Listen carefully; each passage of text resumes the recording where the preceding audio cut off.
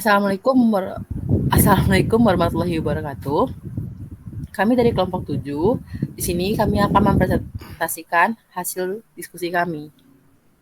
Pertama-tama, perkenalkan saya Putri Charlie sebagai moderator dan teman-teman saya di sini ada Muhammad Ibnu Andareas, Hadi Ramawijaya, dan Irfan Saputra. Baik, untuk slide pertama akan dibacakan oleh rekan saya yaitu Ibnu Andreas. Untuk Ibnu, dipersilakan. Baik, terima kasih untuk Tri Charlie. Di sini saya akan memulai yaitu yang pertama introduction. Di sini kami mengambil materi atau judul yaitu Your Body atau dalam bahasa Indonesia dapat diartikan sebagai teman saya. Nah, di sini adalah platform berbayar yang fungsinya memberikan layanan konseling dan juga dapat menjadi teman kalian untuk menyampaikan keluh kesah atau cerita tentang apa saja yang diinginkan dari konsumennya. Nah, harapan kami di sini dapat membantu kalian yang memiliki kesulitan bersosialisasi secara langsung atau yang disebut introvert dan juga dapat membantu menjaga kesehatan mental para Gen Z. Nah, selanjutnya di sini ada tren industrinya. Nah, yang pertama di sini peningkatan permintaan.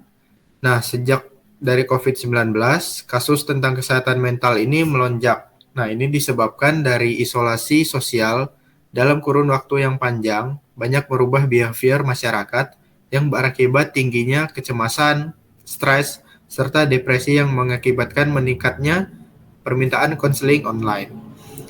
Nah, yang selanjutnya di sini ada konseling fleksibel. Nah, konsumen semakin memilih opsi konseling yang fleksibel dan dapat diakses dari jarak jauh. Nah, ini memberi mereka kemudahan dalam mengakses bantuan kesehatan mental tanpa harus meninggalkan rumah atau jadwal yang sibuk. Nah, di sini ada penelitian pasar dan analisis pesaing. Nah, di sini yang pertama dari preferensi generasi milenial dan Gen Z. Lalu yang kedua ada kebutuhan akan kenyamanan. Nah, lalu di analisis pesaing, sini banyaknya keanekaragaman pesaing. Lalu ada kunci diferensiasi.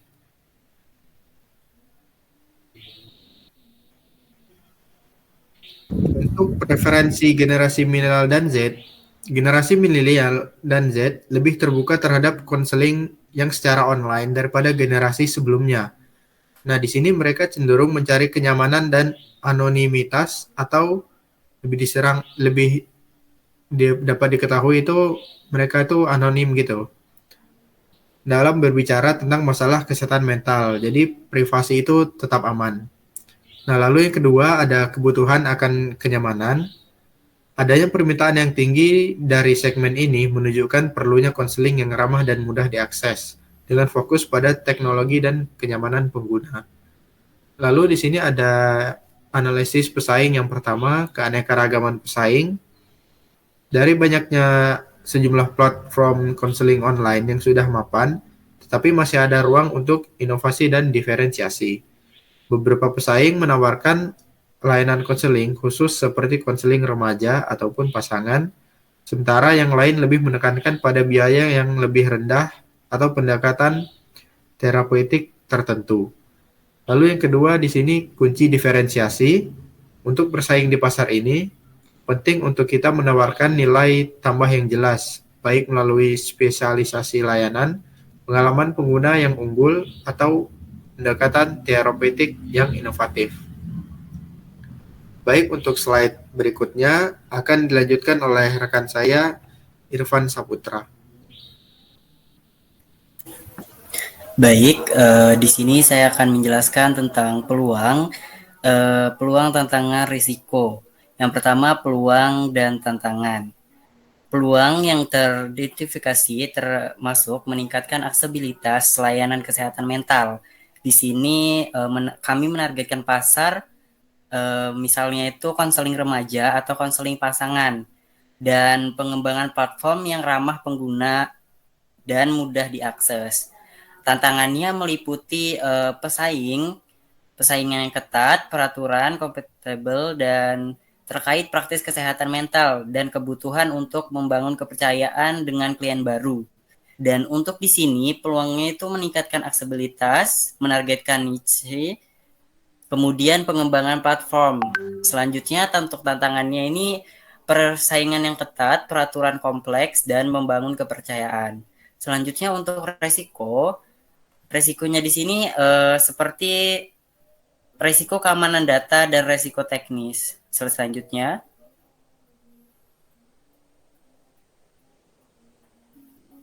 nah di sini ada ini analisis SWOT, SWOT, Stakeholder, Weakness, Opportunities, dan Threats. Nah di sini yang pertama yaitu kekuatan atau strength. Yang pertama fleksibilitas. Layanan konseling ini memungkinkan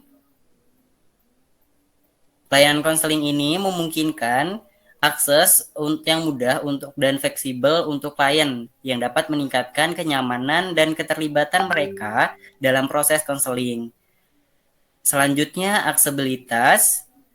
Ini klien dapat menjangkau berbagai lokasi geografis termasuk daerah yang terperinci atau sulit diakses secara fisik. Jadi dengan adanya ini klien bisa mungkin tanya jawab dengan berjauhan. Kemudian yang ketiga, anonimitas, memberikan klien ini untuk klien yang enggan mencari bantuan secara langsung karena atau rasa malu terkait kesalahan kesehatan mental. Dan yang keempat yaitu skabilitas, memungkinkan untuk memperluas jangkauan dan meningkatkan jumlah klien tanpa batas fisik yang signifikan. Kemudian untuk minus ini kelemahannya seperti mungkin ada keterbatasan interaksi tatap muka, yang selanjutnya ada ketergantungan kepada teknologi, keterbatasan koneksi, dan peningkatan persaingan. Selanjutnya,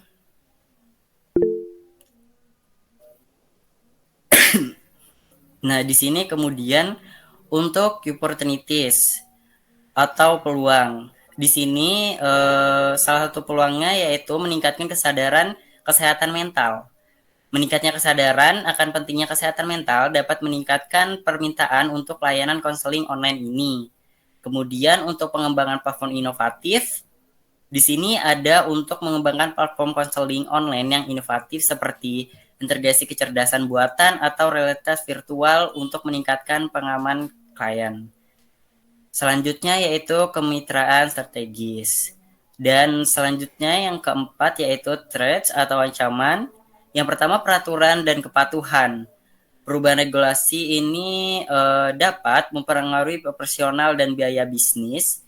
Kemudian untuk rentan serangan siber, di sini ancaman terhadap keamanan data dan serangan siber ini mungkin terjadi untuk proses pembuatan website kami ini. Dan selanjutnya pesaing yang ketat. Seperti yang sudah dibicarakan tadi, pesaing mapan atau baru dapat menangani pangsa pasar yang kami jalani ini. Kemudian yang keempat yaitu perubahan profesi konsumen. Mungkin saja perubahan dalam preferensi atau perilaku konsumen terkait konseling online dapat mempengaruhi permintaan dan keberlanjutan bisnis ini. Selanjutnya. Nah, kemudian di sini ada analisis kelayakan Maaf finansial. Irfan menyela. Mungkin selanjutnya dapat disampaikan oleh rekan kami, Baik. Hadi Ramayjaya. Untuk Hadi dipersilakan. Terima kasih Irfan atas presentasinya.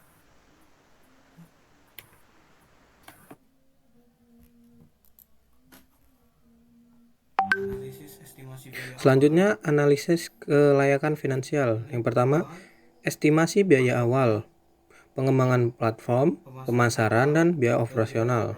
Nah, untuk biaya awal atau pemasaran, menggunakan kampanye pemasaran, termasuk pembuatan konten, iklan online, dan promosi di media sosial.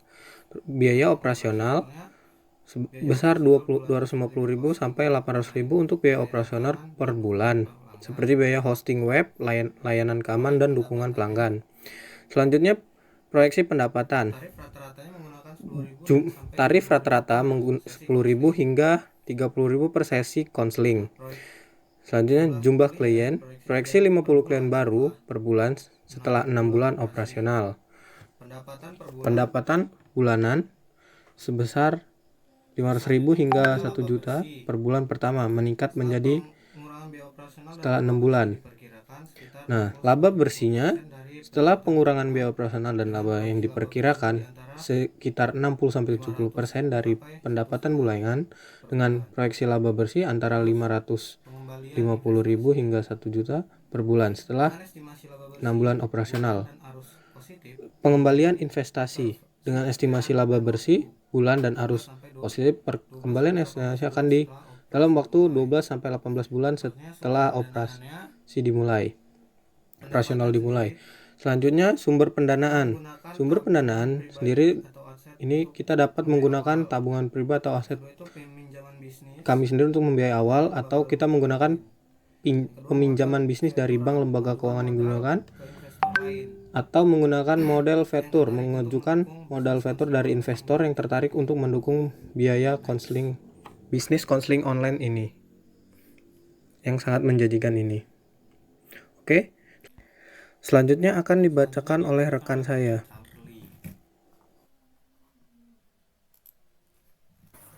Baik, terima kasih Hadi atas presentasinya.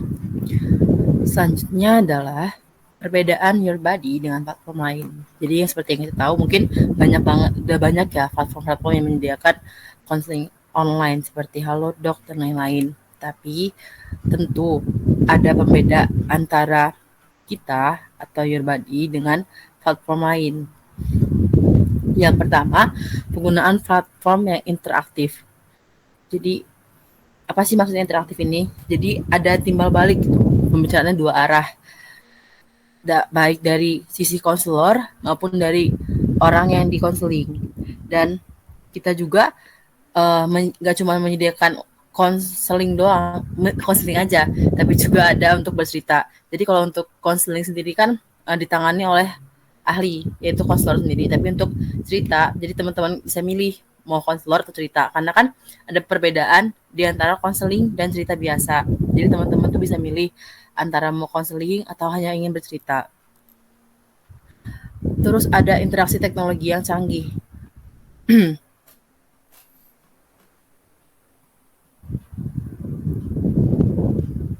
Jadi di sini kita memanfaatkan teknologi yang lebih canggih seperti kecerdasan buatan atau analisis data untuk menyediakan layanan yang lebih personal dan efektif terhadap klien.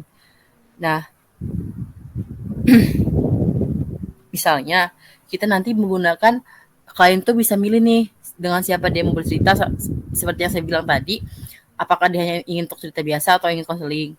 Terus kita juga menyediakan layanan konseling khusus. Nah, ini bisa berupa konseling berkelompok, karena di konseling itu ada konseling individu dan konseling kelompok.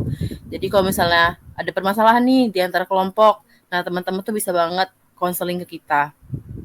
Yang keempat itu harga yang terjangkau.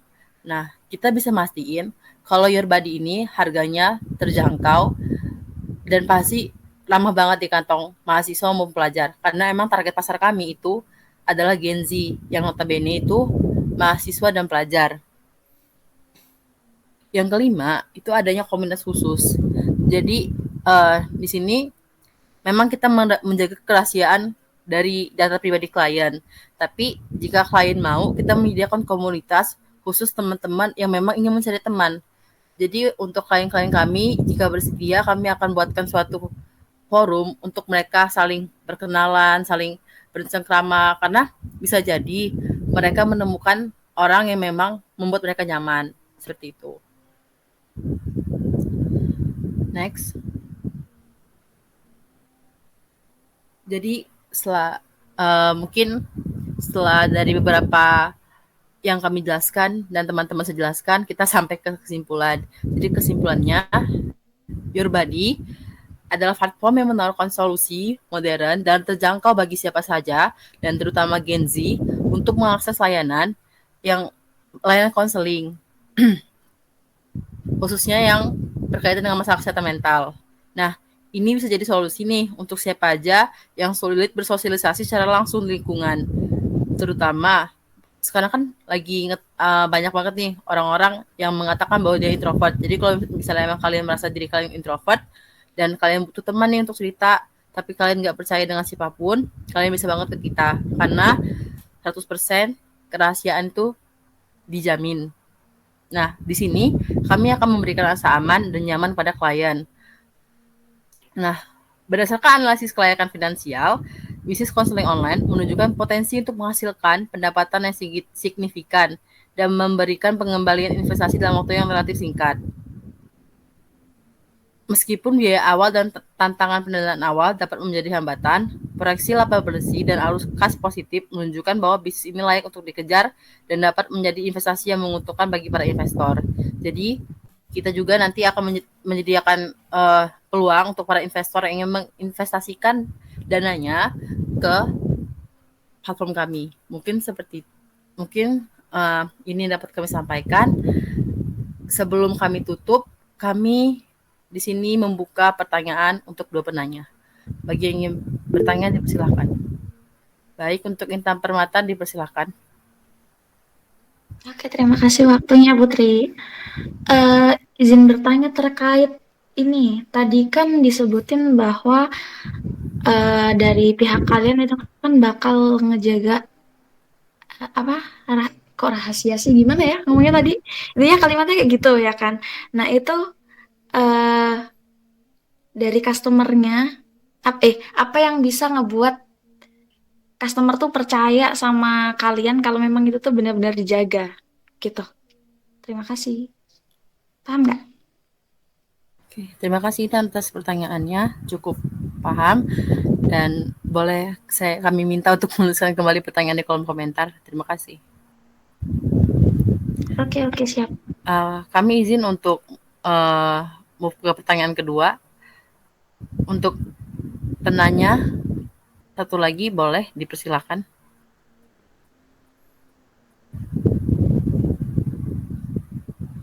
Jika belum ada, kami izin untuk mendiskusikan jawaban dari pertanyaan Intan. Terima kasih.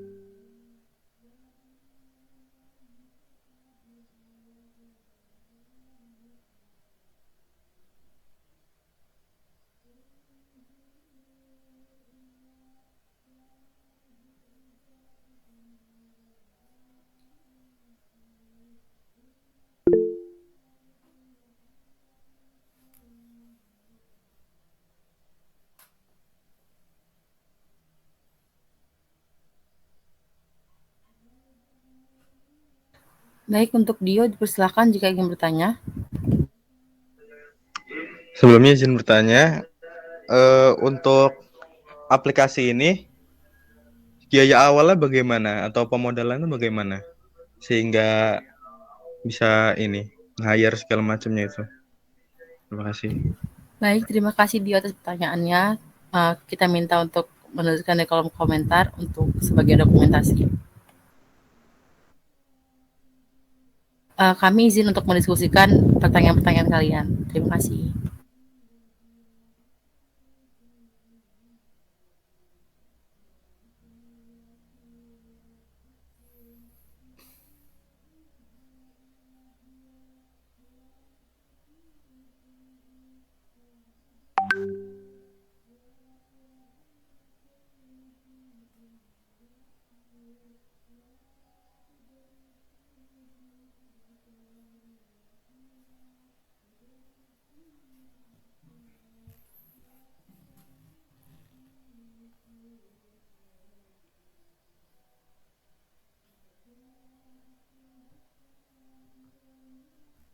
Baik, Izinkan saya menjawab pertanyaan Intan Permata. Saya ringkas saja, mungkin dari pertanyaan tadi menanyakan bagaimana sih untuk memberikan kepercayaan terhadap klien. Tadi juga sudah dibahas di PPT kita, itu salah satu tantangannya ya. Karena sekarang ini kepercayaan terhadap orang itu udah sangat mengikis. Jangankan sama orang yang nggak dikenal, sama orang terdekat aja mungkin kita nggak percaya gitu kan ya. Tapi di sini kita menjamin kerahasiaan. Kenapa kita bisa menjamin? Karena di sini kita akan melibatkan konselor, di mana konselor itu adalah konselor tuh mempunyai etik sendiri sama dengan psikolog. Jadi kalau untuk konselor sendiri tuh udah punya etik dan udah berjanji untuk merahasiakan atau tidak membocorkan informasi tentang klien. Nah, itu kan dari konseling. Nah, kalau untuk yang cerita nih, kan tadi kan saya bilang ada yang untuk cerita tanpa konselor. Jadi kalau cerita ini bisa jadi bukan konselor yang melayani. Nah, kalau untuk cerita sendiri, kita udah berkomitmen. Jadi kita untuk orang-orang yang kita rekrut nanti untuk menjadi, bisa dibilang buddy, jadi teman ini adalah orang-orang yang bisa dipercaya. Dan untuk di awal kita akan adakan perjanjian nih. Apabila terjadi kebocoran data, kebocoran rahasia ya di sini, kita akan tanggung jawab. Ada perjanjian dan ada konsekuensi yang akan diberikan. Mungkin begitu Intan, apakah sudah cukup dengan jawaban kami atau ada yang perlu ditanyakan lagi? Mungkin cukup jelas sih sampai sini. Makasih ya Putri. Oke, terima kasih Intan atas pertanyaannya. Baik, untuk pertanyaan Dio mengenai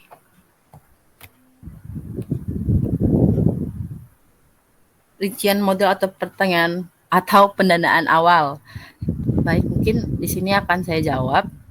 Izin untuk menjawab.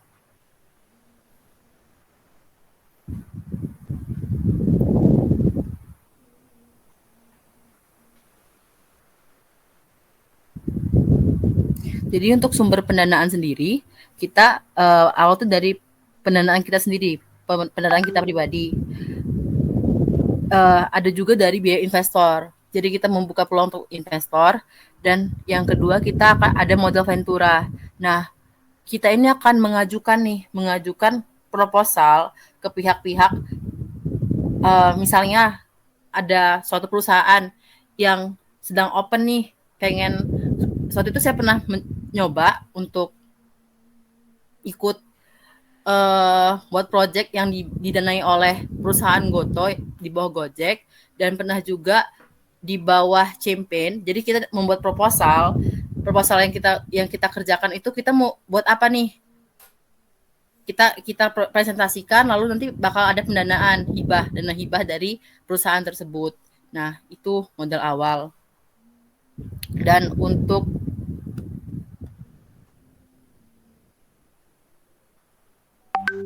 mungkin itu saja yang ditanyakan, atau ada yang belum terjawab, Tio? Atau kurang jelas penjelasan saya? Mohon maaf ya. Sudah jelas, terima kasih. Oke, baik. Mungkin itu.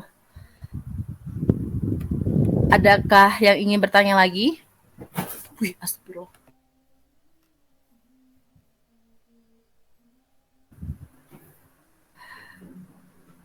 Baik, jika memang tidak ada yang ingin bertanya lagi, mungkin itu saja yang dapat kami sampaikan.